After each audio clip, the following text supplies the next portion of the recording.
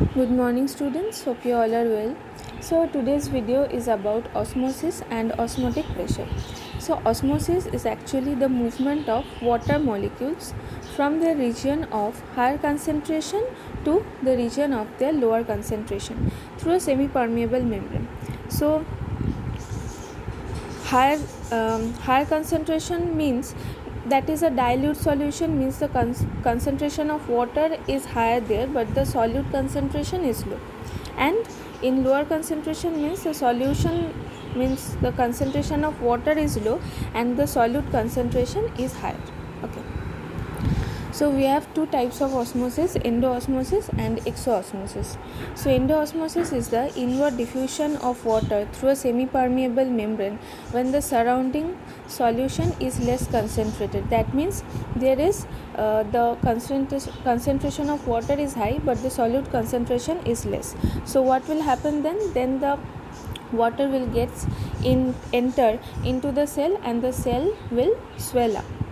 And the exoosmosis is the just opposite to the endoosmosis. It is the outward movement of water molecule through a semi-permeable membrane when the surrounding solution is more concentrated, and that causes the shrinkage of the cell. The cell will shrink. Okay, now is osmotic pressure. So osmotic pressure, it is the minimum pressure that is exerted to prevent the passage of pure solvent into the solution when the two are separated by a semi-permeable membrane. If two solutions are separated by a semi-permeable membrane, then the osmotic pressure means it is a minimum pressure to prevent the passage of the pure solvent to enter into the solution.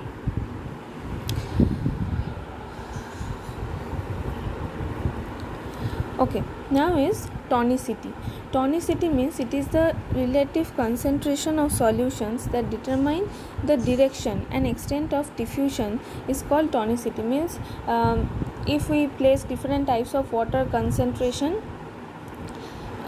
there and we place a cell inside this different type of water concentration, then how the changes occur and how the water will go from the higher concentration to the lower concentration, that phenomenon is known as tonicity. Okay, so we can divide tonicity into three parts: isotonic, hypotonic and hypertonic.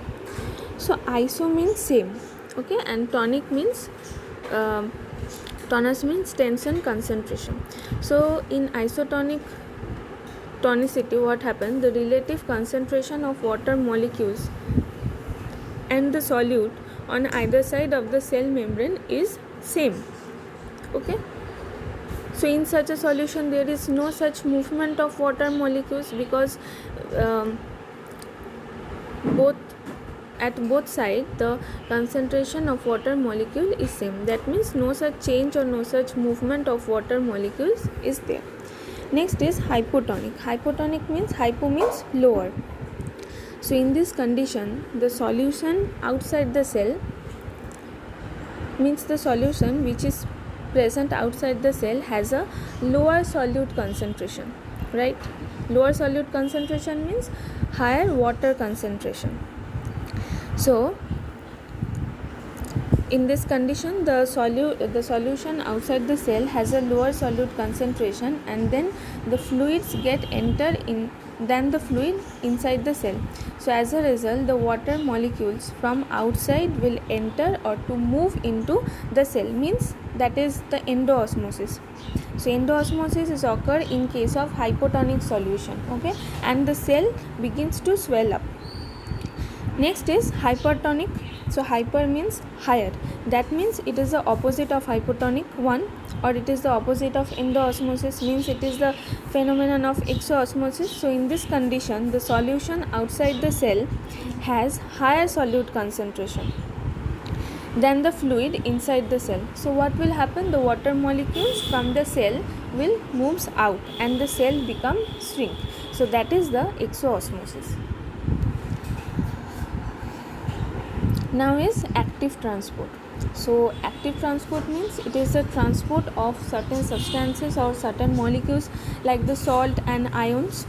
Okay, salt means phosphate, sulfate, this kind of salts, and ion means that sodium, potassium, calcium ion. So transport of salts and ion from its lower concentration to its higher concentration through a living cell membrane, that means a semi permeable membrane, by using energy. Energy means ATP. Okay, so some nutrients like such ions of nitrate, sulfate, potassium, zinc, manganese, so they cannot pass through the cell membrane of the root cells. Okay, so this is why, because their concentration is higher inside the root cell, and it is so maintained in order to develop the osmotic pressure for absorbing water. So in this way the concentration gradient of this ion is opposite to that of the diffusion. So these ions have to be forcibly carried inward from the region of the lower concentration outside the region of the higher concentration with the help of ATP. That means when the root cells are absorbing the water, certain ions like nitrate, sulfate, potassium, zinc, these ions, they cannot pass through the cell membrane of the root cells because they are too big and the concentration is of them is lower outside but higher inside, so they are forcibly getting inside the cell with the help of ATP, that is called the active transport. Next is passive transport. So passive transport is nothing different from diffusion. Passive refers it requires no input of energy. It is the free movement of molecules from its higher concentration to lower concentration. It is a normal one. No energy or no ATP is used in this case of passive transport. So here you can see three types of cell are there, and these cells are placed in hypertonic and isotonic solution. So the first one is in isotonic solution. So you can see no such changes are there because the concentration is almost same that present in the cell and outside the cell. In next hypertonic solution, the cell becomes shrink because the water is going outside, and in the next hypotonic solution the cell is becoming swell up. Why?